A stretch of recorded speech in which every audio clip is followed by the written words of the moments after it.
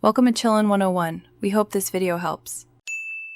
You stop using the phone and start taking it apart right away because electricity and water cause screen damage fast.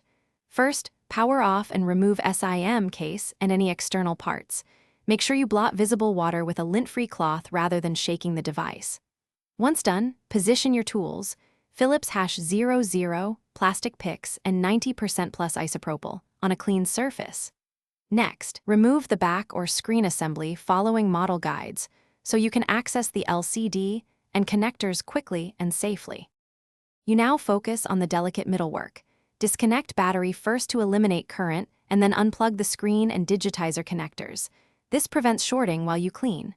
Carefully apply 90% plus isopropyl to a soft brush and clean connectors and flex cable contacts to dissolve mineral residue.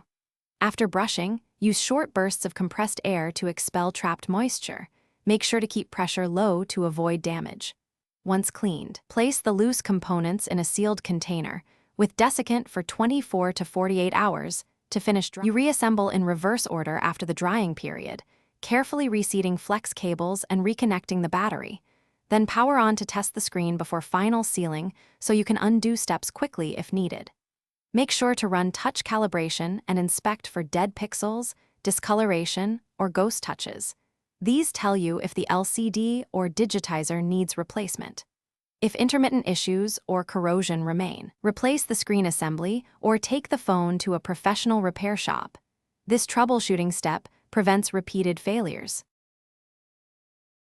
Thanks for watching.